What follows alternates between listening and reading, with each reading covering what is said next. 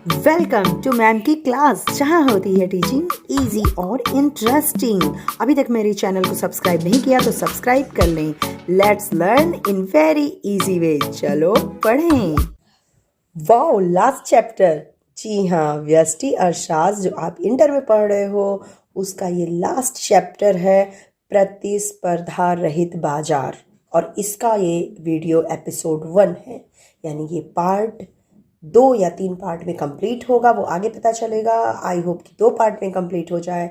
और अध्याय 6 यानी कि लास्ट चैप्टर का जो ये शुरुआत है आपकी, वो आप ज़रा सा खुश खुश होकर कर लीजिए, क्योंकि ये है बिल्कुल वही चीज़ जो इससे पहले का आपने चैप्टर 5 में पढ़ा, प्रतिस्पर्धा वाली बाजार यानी पूर्ण प्रतिस्पर्धा, और ये है प्रतिस्पर्धा रहित यानी कि बिना प्रतिस्पर्धा की बाजार। तो बहुत ज़्यादा आपको कठिनाई नहीं होगी समझने में, लेकिन बहुत ज़्यादा इंटरेस्टिंग ज़रूर होगा ये चैप्टर। तो चलिए, आपका ये जो वाव चैप्टर है यानी कि लास्ट चैप्टर स्टार्ट करते हैं। चलिए, आपको उसी सब्जी मंडी में लेकर के चलते हैं जहाँ पर बहुत सारे विक्रेता हैं, टोकरियाँ लेकर के बैठे हुए हैं और बेच रहे हैं एक वस्तु, एक समान वस्तु। कौन सी वस्तु है? वो आलू है। ठीक है, हम लोग पिछले चैप्टर में मंडी में गए थे ना, मंडी से सब्जी आप लोग ले आए थे, तो आज फिर उसी मंडी में हम चलते हैं। थोड़ी परिस्थितियां भिन्न होंगी। उसमें हमने क्या देखा था पिछले चैप्टर में, यानी कि पूर्ण प्रतियोगिता पूर्ण प्रतिस्पर्धा के चैप्टर में हमने देखा था कि थैला उठाए बहुत सारे क्रेता यानी कि खरीदने वाले, और बहुत सारे विक्रेता यानी बेचने वाले। ठीक है, क्रेता विक्रेता आपको है, तो यहाँ क्रेता और विक्रेता आपको अगर स्पष्ट हो गया तो आप समझिए कि बहुत सारे जब झोला उठा के आए हैं तो यहाँ पे सब लोग जानते हैं पूरे बाजार के बारे में, और ये लोग को भी मालूम है कि भैया किस बाजार पे हमें आलू बेचनी है। अब इमेजिनेशन कीजिए कि इतने सारे विक्रेता जब न रहें, मान लीजिए ये जो आलू वाले हैं इतने न रहें, एक रहे। ठीक, एक आलू वाला है। आपको ये मालूम होगा, आपके यहाँ जो ठेले गाड़ी में लेके सब्जी आता है वो क्या है? एक ही है। मान लीजिए मंडी में भी एक है और आप लोग यहाँ पे कई सारे हैं, यानी कि एक शर्त जो थी पूर्ण प्रतियोगिता की क्या थी कि दोनों बड़ ज़्यादा होंगे, क्रेता और विक्रेता दोनों ज़्यादा, है ना? वो तो यहाँ पे नहीं फॉलो हो रही है। जब नहीं फॉलो हो तो ये कौन सी स्थिति है? ये क्या करेगा? आलू, मान लीजिए इतने सारे लोग पहुँचेंगे आलू लेने के लिए। ठीक, सबको आलू चाहिए, इसके पास आलू है।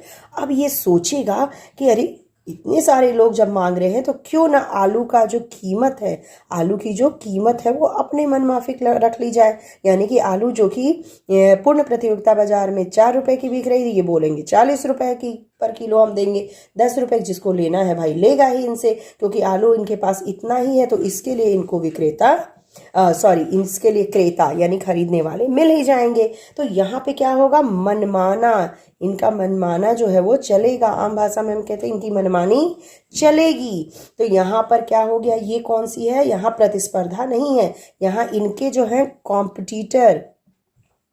कॉम्पिटिटर इनके नहीं है यहाँ पर, यानी कि इनकी प्रतियोगिता किसी से नहीं है, ये अकेले हैं। यानी ये क्या है? एक हैं, और इनकी वस्तु पे क्या है? अधिकार है, अकेले का अधिकार, यानी कि एकाधिकार। अब ये नया शब्द आया, एकाधिकार। यानी पूर्ण प्रतियोगिता नहीं है, प्रतिस्पर्धा रहित बाजार है, यानी एकाधिकार बाजार है। यहाँ पे एक वस्तु पे एक ही का है स्वामित्व। यहाँ पर यह कीमत को प्रभावित कर सकता है। पूर्ण प्रतियोगिता में कीमत पे प्रभाव नहीं था, लेकिन यहाँ पर यह कीमत को प्रभावित कर सकता है। तो भैया ये एकाधिकार जब नई चीज आ गई, तो अब देखते हैं कि कौन कौन सी मान्यताएं हमारी टूटेंगी, यानी कि जो जो मान्यताएं हमने पूर्ण प्रतियोगिता में मानी थी उनमें से कौन कौन सी मान्यताएं इसमें नहीं फॉलो होंगी और कौन सी मान्यताएं फॉलो होंगी। चलिए देखते हैं। पूर्ण प्रतियोगिता में इतनी ये जो 4 मान्यताएं हैं वो थी। ठीक है, मान लीजिए इसमें एक मान्यता कोई भी हम अगर निकाल देते हैं, मान लीजिए दूसरा निकाल दिया, फर्म निर्बाध रूप से न आ सकती है न जा सकती है। अगर इसको हो जाए तो यहाँ पे फर्म की जो संख्या है वो क्या हो जाएगी? सीमित हो जाएगी। फर्मों की संख्या सीमित हो जाएगी, यानी कम फर्में रहेंगी। जैसे आलू वाला सीमित हो गया, एक ही आलू वाला रह गया, तो फर्मों की जब संख्या सीमित हो जाएगी तो यहाँ पर क्या होगा कि बाजार में एक ही फर्म रहेगी और ये जो है कीमत को प्रभावित कर सकती है, क्योंकि इस फर्म का क्या हो जाएगा, एकाधिकार हो जाएगा। और जब एक ही फर्म रहेगी तो समान वस्तु का उत्पादन की तो बात ही नहीं है भाई, यही उत्पादन कर ही रही है, ठीक है।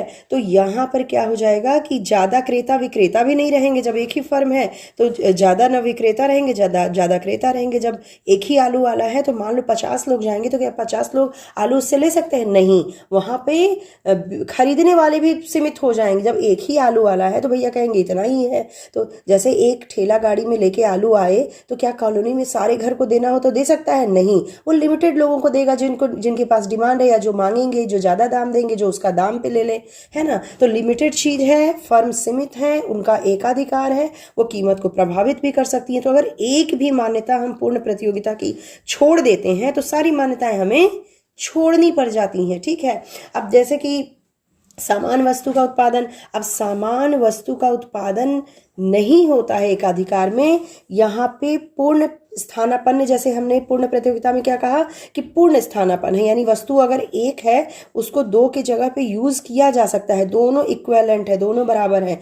लेकिन एकाधिकार क्या कहता है, दोनों बराबर नहीं है। दो वस्तुएं हैं अगर एक और दो, तो उन दोनों की पैकेजिंग में या तो फिर किसी भी तरह से टेस्ट में अलग अलग होंगी, ये इक्विवेलेंट नहीं है। जैसे चाय ले लो, चाय भले ही सबका एक है, लिप्टन का भी है, ब्रुक बॉन्ड का भी है, कोई दूसरा भी चाय है, लेकिन इनके कुछ न कुछ स्वाद में अंतर होता है या फिर पैकेजिंग में अंतर होता है, इनके एडवर्टाइजमेंट में अंतर होता है, इनकी कंपनियां अलग अलग होती हैं। तो मान लो कि एक है लिप्टन चाय, ठीक है, और एक है मान लीजिए कि ताज़ा। लिप्टन का ही तो ताज़ा होता है भाई, मैं चाय बहुत नहीं पीती, मुझे नहीं मान। लिप्टन और ब्रुक बॉन्ड है, ठीक, मान लीजिए कि ये दो कंपनियां हैं। तो लिप्टन जो है अपने चाय का टेस्ट अलग रखता है, ब्रुक बॉन्ड अलग अलग रखता है ना। दूसरी बात कि लिप्टन अपने चाय का मालिक तो वही है, इस लिप्टन चाय का कितना दाम होगा वो ये तय करेगा, ब्रुक बॉन्ड वाला नहीं तय कर देगा या मार्केट तय नहीं करेगा। तो यहाँ पे लिप्टन एकाधिकार में है, वो अपने चाय के लिए खुद मालिक है, ब्रुक बॉन्ड वाला अपने चाय के लिए मालिक है। तो यहाँ पे समान वस्तु भी नहीं कही जा सकती। ये क्या है, पूर्ण रूप से स्थानापन्न नहीं, निकट स्थानापन्न हो सकते हैं, यानी कि थोड़ा स्थानापन्न है, पूर्ण रूप से नहीं है। ओके, तो यहाँ पे ये भी मान्यता हटती है। और चौथी क्या है, उपभोक्ता व फर्म को कीमतों की पूर्ण जानकारी। भाई जब एकाधिकार है तो कीमतों की पूर्ण जानकारी नहीं हो सकती है, ठीक है। ये तो इनका, लिप्टन वालों का या फिर एक जो फर्म है उसका ये डिसीजन होगा कि हम कितना रखें, वो जब तक नहीं इसको डिस्क्लोज करेगा कोई नहीं जान सकेगा, क्योंकि इसके बिल्कुल बराबर की फर्म नहीं है मार्केट में, है ना। तो ये एकाधिकार कहलाता है। अब हम एकाधिकार की विशेषता देखेंगे। क्या विशेषता है, पहली जो लिख रही हूं मैं वो ये है कि एकाधिकार की स्थिति में केवल एक ही उत्पादक या विक्रेता होता है। विक्रेता या उत्पादक केवल एक होगा, कोई इसका प्रतियोगी नहीं होगा। दूसरा है, एक विक्रेता होने के कारण पूर्ति के ऊपर विक्रेता का पूर्ण अधिकार या नियंत्रण होता है। पूर्ति यानी कि कितना माल लाना है बाजार में, ये यही अकेले सोचेंगे। तीसरा है, एकाधिकारी द्वारा उत्पादित वस्तु की कोई दूसरी वस्तु नज़दीकी स्थानापन्न नहीं होती है, यानी पास पास का कोई रिप्लेस इनको नहीं कर सकता। यही केवल वस्तु बना रहे हैं, उत्पादित कर रहे हैं और यही बेच रहे हैं, मतलब अकेले के डॉन हैं ये पूरे मार्केट में, है ना। चौथा है, एकाधिकारी उद्योग में अन्य फर्में प्रविष्ट नहीं हो सकती। जब एक डॉन है, एक मोनोपोली है, तो कोई और की जरूरत ही नहीं है, ये होने ही नहीं देंगे, यानी इसमें कोई फर्में इनकी कॉम्पिटिटर नहीं होती। पांचवा है, एकाधिकार में फर्म तथा उद्योग में अंतर नहीं रहता। मतलब जो फर्म है वही उद्योग है, जो उद्योग है वही फर्म है ना। क्योंकि एकाधिकार में एक ही फर्म होती है जो उत्पादन करती है। इस प्रकार फर्म ही उद्योग है और उद्योग ही फर्म है। ठीक है, तो यहाँ पर कोई कॉम्पिटिटर इनका बिल्कुल नहीं होता है। एकाधिकार की विशेषता पे इनकी परिभाषा भी मिला के लिखी जा सकती है। एकाधिकार की जो परिभाषा है वो कैसे होगी, ये हम लिख सकते हैं उनकी विशेषताओं को ही मिला के। यह एक ऐसा बाजार है, यानी एकाधिकार एक ऐसा बाजार है जहां पर एक वस्तु विशेष का केवल एक ही उत्पादक होता है। वही डॉन जिसको मैंने बताया, मोनोपोली है ना, एक ही उत्पादक होता है एवं उस वस्तु विशेष का कोई निकट स्थानापन्न वस्तु बाजार में उपलब्ध नहीं होता है। ठीक है, कोई भी निकट स्थानापन्न नहीं होगा इनका। इस बाजार में फर्म एवं उद्योग में कोई अंतर नहीं होता है। अब बात क्या है कि इतनी तो बात समझ में आ रही है विशेषता से, लेकिन आज के युग में ऐसा बाजार क्या संभव है? नहीं, सामान्यतः नहीं पाया जाता। भैया डॉन आजकल कोई नहीं है यहाँ, जो लोकतंत्र का जमाना है ना, तो क्योंकि प्रतिस्पर्धा, लेकिन सरकारी स्वामित्व हो तो एकाधिकार हो सकता है। अब जब एकाधिकार होगा तो ये मान लीजिए किसी कंपनी के मालिक हैं, मान लीजिए कि कोई भी वस्तु ये बनाते हैं, बिजली का कोई सामान बना रहे हैं, तो ये यहाँ पर अगर 3 खरीदने वाले खड़े हैं, अगर ये 3 खरीदने वाले खड़े हैं तो इन्हीं का स्वामित्व है। ये इनको देख करके हो सकता है इसे 50 रुपए में दें, इसे दे 100 रुपए में और इन्हें दे दें 30 रुपए में ही। बात समझिए, यहाँ इन्होंने क्यों ऐसा किया? इन्होंने इसलिए ऐसा किया क्योंकि ये अपने वस्तुओं को जानते हैं कि केवल मैं ही दूंगा, मैं ही इसका मालिक हूँ, यानी कि ये इनकी गरज का फायदा उठा सकते हैं, है ना। कभी कभी कुछ वस्तुएं मार्केट में बहुत कम रहती हैं तो वहां वो मनमाना दाम वसूलते हैं। तो एकाधिकार में यही होता है। एकाधिकारी क्या करता है कि अलग अलग क्रेताओं से अलग अलग मूल्य वसूलता है एक ही वस्तु का, एक समान वस्तु का। ये इनके या तो इनको देख करके या इनके डिमांड को देख करके ये लगा सकता है दाम अलग अलग, है ना। जैसे आप कपड़ा लेने जाते हैं, वही कपड़े की लागत 10 रुपए है, लेकिन किसी को 50 में मिला, किसी को 100 में, किसी को 30 में मिल गया। तो यहाँ बेचने वाला जो है एकाधिकारी जब हो जाता है तो ये स्थिति पैदा होती है। तो ये स्थिति क्या कहलाती है? ये स्थिति कहलाती है कीमत विभेद, यानी कीमत में विभेद किया गया, अंतर किया गया, अलग अलग दिया गया, है ना। तो ये कीमत विभेद, ये आप एक और जो मैंने अभी विशेषताएं बताई, उस विशेषता में आप इसको लिख सकते हैं और लिख लीजिएगा कि एकाधिकार में कीमत विभेद भी पाया जाता है। अगला टॉपिक है एकाधिकार के अंतर्गत मांग वक्र या औसत संप्राप्ति या आय वक्र। संप्राप्ति का मतलब मैंने आपको बताया है, आय होता है, ठीक है। तो जो एकाधिकार में मांग वक्र होता है वो औसत संप्राप्ति वक्र ही होता है, यानी कि मांग, बाजार की जो मांग है वो क्या है? औसत संप्राप्ति वक्र। सेम होते हैं दोनों, ठीक है। ये क्यों सेम होते हैं? क्योंकि एकाधिकार बाजार है, यहाँ जो डिमांड होगा वो हमारी औसत संप्राप्ति ही होगी, आय होगी उसके बदले, यानी जितना मांग करेंगे उतना ही तो हम कमाएंगे। हम अगर कोई वस्तु बाजार में बेच रहे हैं तो एकाधिकारी हैं हम भले ही, तो हम जाएंगे तो हम जो जितनी मांग उसकी होगी वही तो हमारी आय बन जाएगी। तो एकाधिकार में ये दोनों एक होते हैं। और इसको कैसे ग्राफ से हम रिप्रेजेंट करेंगे? अब चूंकि एकाधिकारी फर्म, एकाधिकार में क्या? फर्म और उद्योग एक ही होता है। अभी हमने विशेषता में भी आपको बताया क्यों होता है, क्योंकि एक ही फर्म है उद्योग में, तो उद्योग ही फर्म हुआ, फर्म ही उद्योग। तो यहाँ पर फर्म की जो मांग वक्र होगी वही उद्योग की मांग वक्र होगी, बाजार की मांग वक्र, यानी दोनों की मांग वक्र सेम ही होगी। और किस तरह की होगी? दाहिनी ओर ढलवा होगी, गिरती हुई होगी, ठीक है। और एकाधिकारी फर्म की मांग वक्र सामान्य मांग वक्र की तरह ऋणात्मक ढाल की होगी, यानी कि दाहिने नीचे गिरते हुए होगी। ये क्यों होगा? क्योंकि एकाधिकारी किसी वस्तु की अधिक इकाइयां बिना मूल्य में कमी के नहीं बेच सकता। भाई अगर उसे ज़्यादा बेचना है, मान लीजिए कि अगर इतनी वस्तु वो बेच रहा है और उसके पास ज़्यादा वस्तु है, ठीक, और यहाँ पे केवल 2 उसके क्रेता आए हैं, यही दो व्यक्ति लेने के लिए आए हैं, तो ये इसमें से दो तो चला जाएगा, लेकिन और अगर उन्हें बेचना है तो प्राइस उसकी क्या करनी पड़ेगी, घटानी पड़ेगी। जब ये घटाएंगे तब जाके और ये जो बचा हुआ सामान है इनको ये बेच सकते हैं, है ना। तो यहाँ पर बिना मूल्य में कमी के नहीं बेच सकता है एकाधिकारी। ठीक, अब उपभोक्ता का मांग वक्र ही उत्पादक की दृष्टि से औसत वक्र होगा। क्यों, उपभोक्ता जब मांग करेगा, जो मांग कर रहा है वही तो आय दे रहा है। ये इन्होंने मांग की, बोले कि भैया हमें चाहिए, और चाहिए तभी तो वो हमें आय देंगे, रेवेन्यू देंगे, यानी कि उसका दाम देंगे। जो ये मांग कर रहे हैं वही दाम देंगे। उपभोक्ता द्वारा दिया जाने वाला मूल्य ही विक्रेता की आय होती है। ठीक, तो इस प्रकार हम क्या देखेंगे कि AR ही मांग रेखा होती है। AR यानी कि एवरेज रेवेन्यू, यानी कि औसत संप्राप्ति ही मांग रेखा होती है। तो ये बात आपको स्पष्ट हो गई कि इसीलिए मैं कह रही हूँ कि एकाधिकार के अंतर्गत मांग वक्र ही औसत संप्राप्ति वक्र होता है।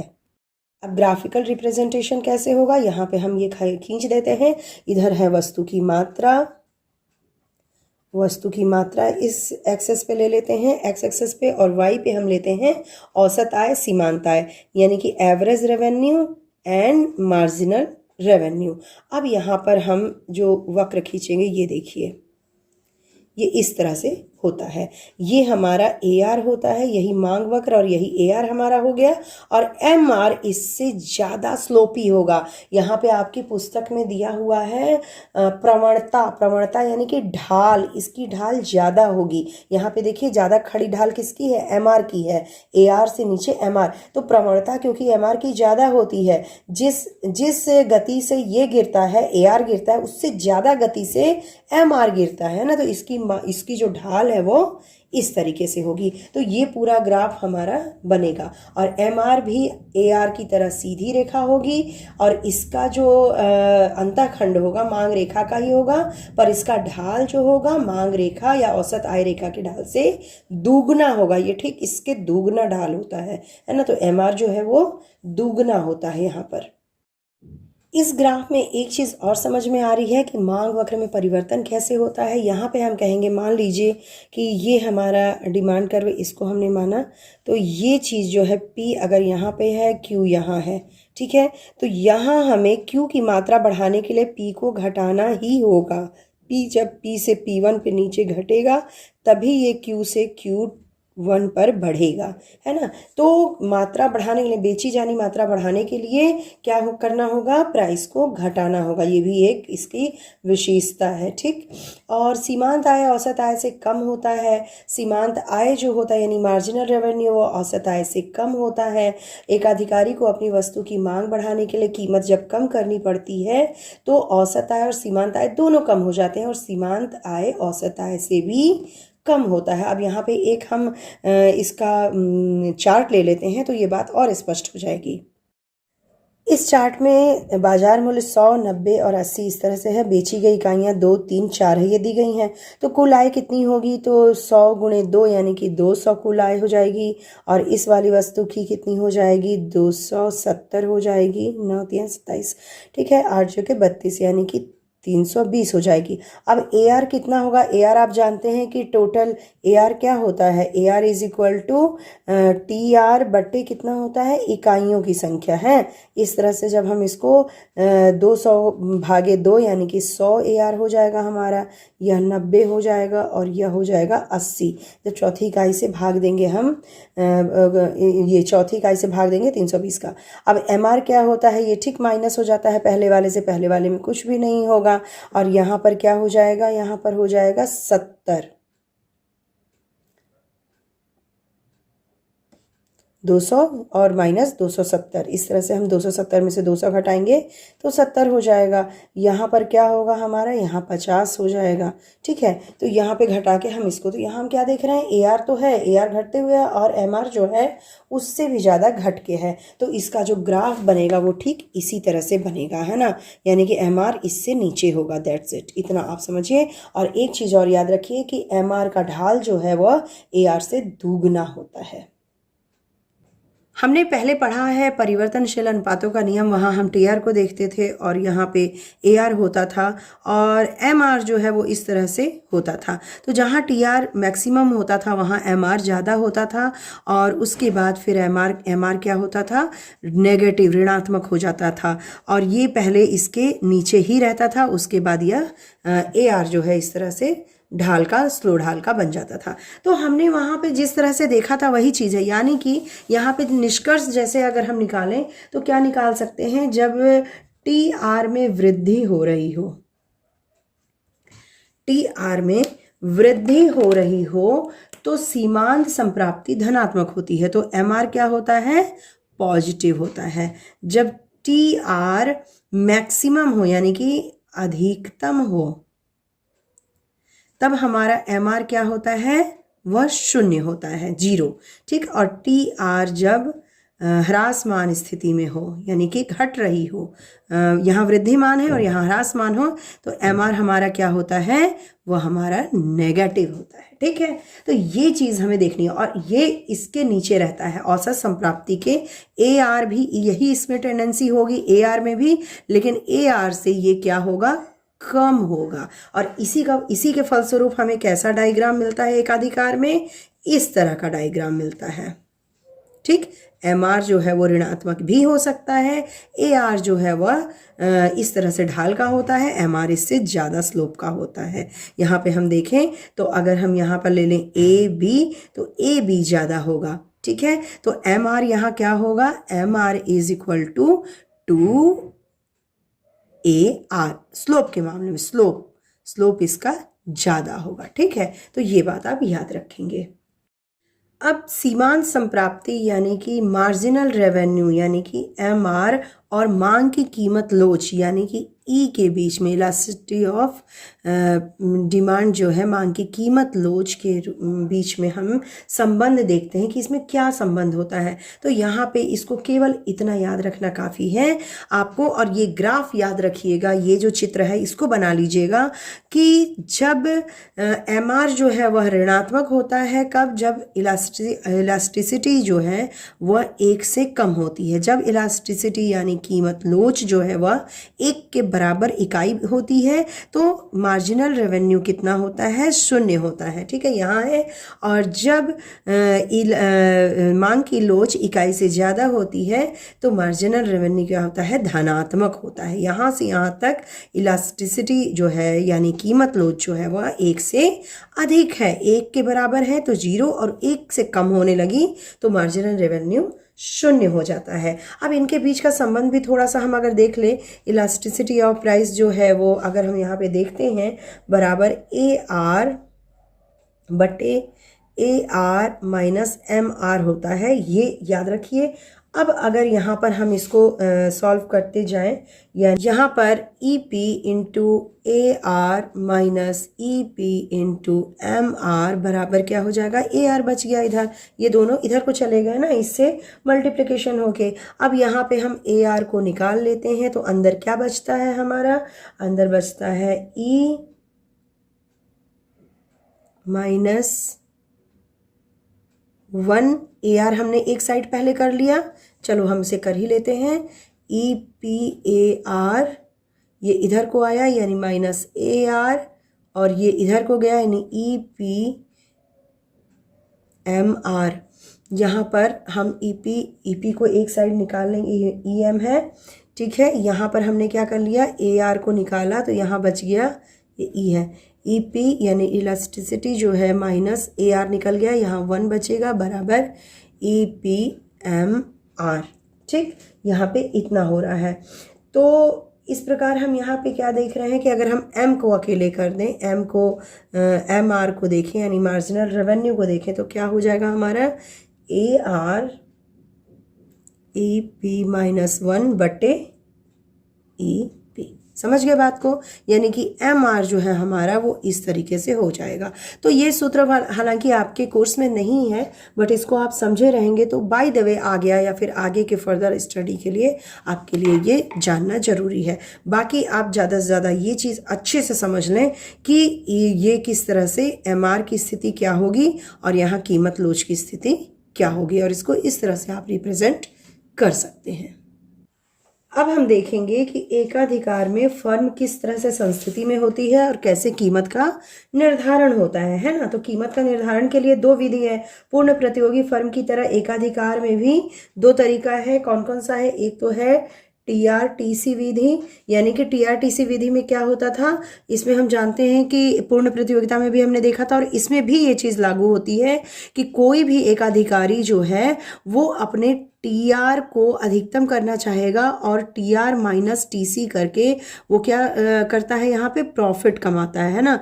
लाभ कैसे ज्ञात होता है? TR अगर TC से जितना ज़्यादा है वही हमारा लाभ होगा, यानी कि रेवेन्यू ज़्यादा होगी। रेवेन्यू यानी कि आय ज़्यादा होगी, लागत को घटा करके वही प्रॉफिट हमारा हो जाएगा, है ना। तो अब ये स्थिति कहाँ पे होती है? तो यहाँ पे हम अगर ढाल की बात करें तो जहाँ पर हम कहेंगे TR का ढाल बराबर TC का ढाल, ये एक शर्त होती है मूल्य के निर्धारण और लाभ को अधिकतम करने की। और लाभ जहां अधिकतम होगा वहीं पे कीमत का निर्धारण हो जाएगा। तो TR का ढाल TC का ढाल बराबर हो, और यही चीज़ एकाधिकार में भी होती है और यही चीज़ पूर्ण प्रतियोगिता में भी होती है। तो यहाँ पे हम करेंगे क्या, यहाँ पर TR और TC से एक सीधी रेखा खींचेंगे, वक्र रूप में होते हैंगे। अब देखो एकाधिकार में क्या होगा, TR उल्टे U के स्वरूप का होगा। TR जो होगा वो इस तरह से होगा एकाधिकार में। ये हमारा TR होगा। अब ऐसा क्यों होता है? क्योंकि एकाधिकार की स्थिति में जैसे जैसे मात्रा ज़्यादा होगी प्राइस हमारी कम होती जाती है। तो इसका स्वरूप इस तरह से होता है, ठीक। और TC का स्वरूप हमारा इस तरह से होता है, ये TC है। इसको आप बना लेंगे। तो यहाँ पर हम क्या देखते हैं, ढाल ज्ञात करने के लिए यूं और यूं, यहाँ पे ढाल इनका बराबर हो रहा है। यहाँ पर ये ढाल ज्ञात करने के लिए हम एक सीधी रेखा खींचते हैं, और क्योंकि दोनों ही रेखा का एंगल यहाँ पे है बराबर।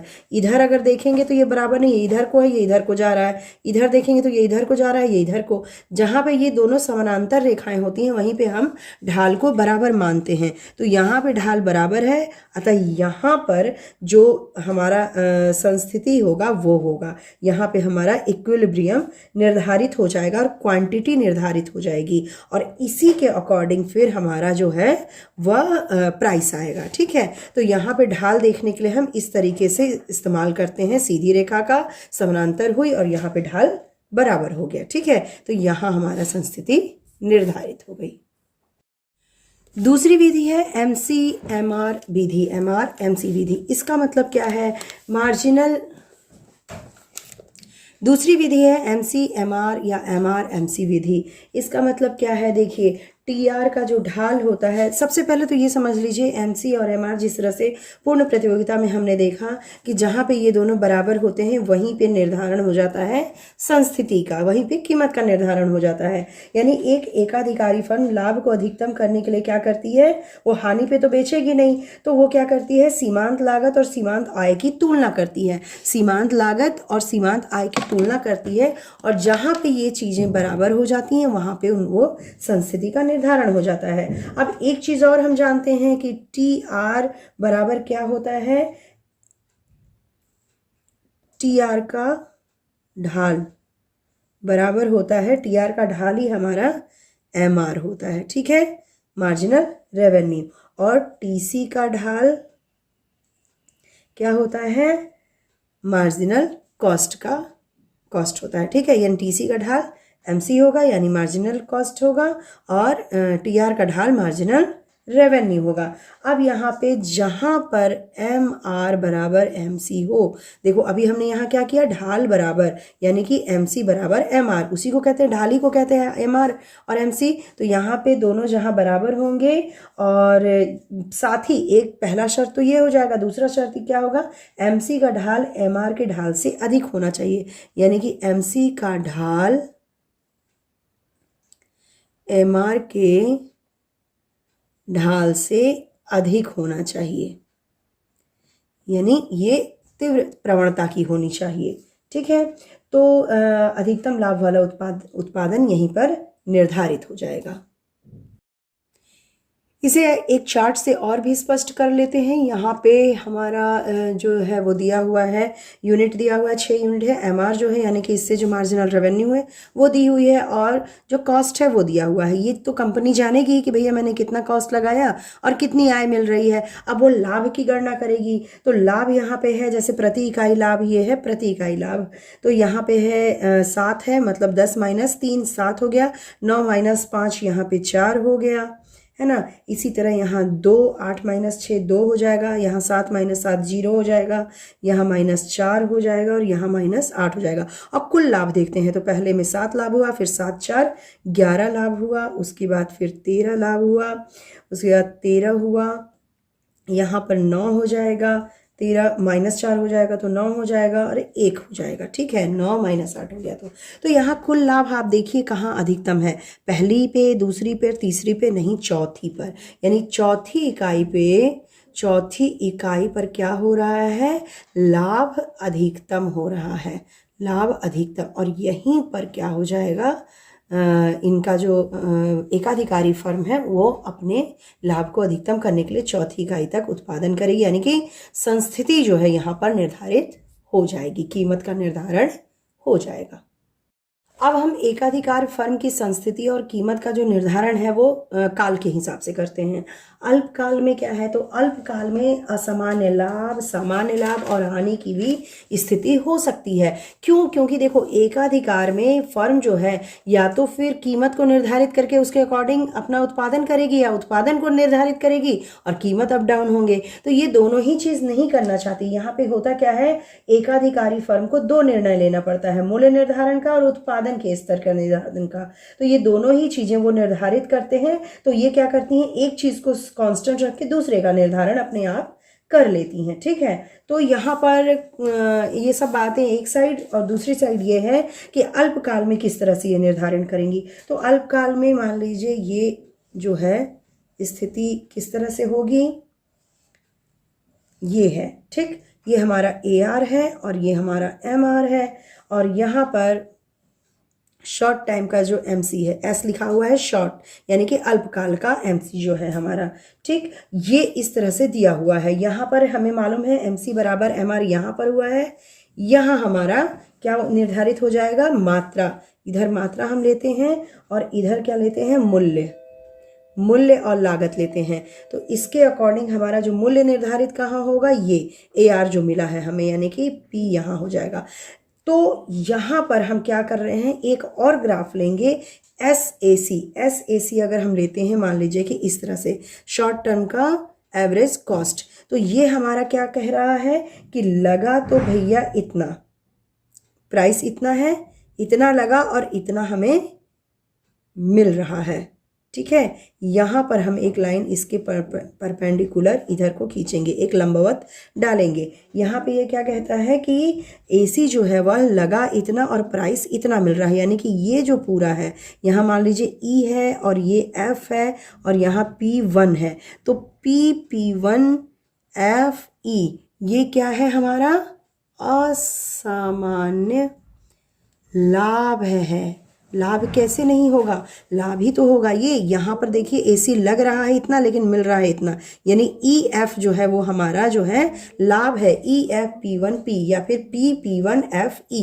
ये जो है असामान्य लाभ की स्थिति हो सकती है, क्योंकि AC हमारा ऊपर को है, AC हमारा यहाँ पर AC हमारा MC से नीचे है, यानी AR से नीचे है। तो यहाँ पर AR से जो इस स्थिति में स्पष्ट है, दिख रहा है कि SAC यानी कि एवरेज कॉस्ट जो है वो AR के नीचे है, यानी कि एवरेज कॉस्ट कम है और AR ज़्यादा है। तो यहाँ जाहिर सी बात है कि असामान्य लाभ की स्थिति होगी। अब दूसरी स्थिति क्या हो सकती है, दूसरी स्थिति में मान लीजिए कि यहाँ पर AC है और यहाँ पर ये SAC है, ये AR है ना, MR AR AC। यहाँ पर MR और MC यहाँ बराबर हो रहे हैं, इसके अकॉर्डिंग हमारा जो है ये मिल रहा है हमें इतना, यानी कीमत इतनी है, लेकिन AC हमारा इतना ज़्यादा है। ठीक, तो ये जो है यानी कि ये मान लो कि P2 हमने रख लिया, ये P1 है, P2 और यहाँ पे E1 और यहाँ F1। तो यहाँ हम देख रहे हैं कि P1 P2 E1 F1 ये क्या है, हानि की स्थिति है। ठीक है, ये कौन सी स्थिति है, हानि की स्थिति है। ये पूरा का पूरा जो है वो हानि, क्यों, क्योंकि कॉस्ट हमारा ज़्यादा है और रेवेन्यू हमारा कम है, यहीं तक है। तो ये P1 P2 जो है इतना भाग, ये क्या है, हानि की स्थिति है। तो ये दूसरी स्थिति भी अल्पकाल में होती है। अब तीसरी स्थिति क्या हो सकती है, तीसरी स्थिति कुछ इस तरह से होगी। यहाँ पर हमारा निर्धारित हो गया P और यहाँ पर हमारा जो है निर्धारित हो गया है, यहाँ निर्धारित इसके अकॉर्डिंग हमारा P यहाँ निर्धारित हो गया है। तो यहाँ पर कोई भी लाभ या हानि नहीं है। तो यहाँ पे स्थिति जो E है, E1 हमारा क्या है, सामान्य लाभ। ये फर्म जो है वह सामान्य लाभ की स्थिति में होगी। और ये तीनों ही स्थितियां अल्पकाल में संभव है, क्योंकि अल्पकाल में निकट स्थानापन्न अन्य तरह की चीज़ें इसको प्रभावित करती हैं। तो ये तीनों ही स्थितियां अल्पकाल में संभव है। तो तीनों स्थितियों को आप अलग अलग ग्राफ जो मैंने दिखाया वो करके आप बता सकते हैं कि एकाधिकारी फर्म की संस्थिति अल्पकाल में 3 तरह की हो सकती है, और ये 3 तरह से असामान्य लाभ, हानि और सामान्य लाभ अर्जित कर सकती है। अब देखिए, अल्पकाल में जो फर्म है अपने पूरे प्लांट के आकार में परिवर्तन समायोजन नहीं कर सकती है।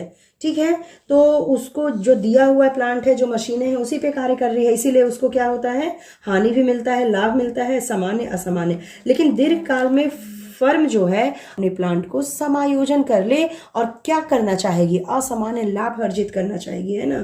तो लाभ अधिकतम हो जाए। तो दीर्घकाल में एकाधिकारी फर्म उस प्लांट को चुनती है जो उसके लिए सबसे बेस्ट है ना, बेस्ट हो। तो ये अब क्या होगा कि एकाधिकारी फर्म दीर्घकाल में सामान्यतः कौन सा लाभ अर्जित करेगी, असामान्य लाभ। तो दीर्घकाल में हमेशा जो है असामान्य लाभ ही मिलेगा इसे। तो असामान्य लाभ की स्थिति क्या थी वो हम लोगों ने देखी। तो दीर्घकाल में वही हमारा क्या हो जाता है, एक एकाधिकारी फर्म का असामान्य लाभ हो जाता है। ये लॉन्ग टर्म का हमारा MC हम बना देंगे और यहाँ पर लॉन्ग टर्म का AC। ठीक, तो यहाँ हम देख रहे हैं इस तरीके से पा रहे हैं इतना, और लग रहा है P1। तो यहाँ पे EF, यहाँ P1 FE क्या हो जाएगा, असामान्य लाभ हो जाएगा। तो दीर्घकाल में जो एकाधिकारी फर्म है वो सामान्यतः असामान्य लाभ की स्थिति में रहती है। ठीक, तो सामान्य में 3 स्थितियां होती हैं, अल्पकाल में 3 स्थितियां होती हैं और दीर्घकाल में असामान्य लाभ अर्जित करती है एक एकाधिकारी फर्म। तो आज की वीडियो यहीं पे ब्रेक लेते हैं और एकाधिकारी फर्म जो है वो आपको समझ में आ गया होगा। अगर ये वीडियो अच्छी लगे तो लाइक कीजिए और वीडियो को ज़्यादा से ज़्यादा शेयर किया कीजिए। कोई क्वेरीज हो तो आप कमेंट बॉक्स में कमेंट भी कर सकते हैं, करते हैं, उसका सॉल्यूशन आपको मिलेगा। और ये एपिसोड 1 में एकाधिकारी प्रतियोगिता, एकाधिकारी बाज़ार मैंने आपको बताया, और इसके अगले एपिसोड 2 में मैं आपको अन्य जो प्रतिस्पर्धा रहित बाजार होते हैं वो बताऊंगी कौन कौन से होते हैं। तो ये वीडियो अच्छी लगे तो लाइक कीजिए, शेयर कीजिए और कोई क्वेरीज हो तो कमेंट कीजिए। और चलिए मिलते हैं अपने अगले वीडियो में। और हाँ, अगर नए हैं तो सब्सक्राइब करना बिल्कुल मत भूलिए। चलिए मिलते हैं अगले वीडियो में। Take care, good bye.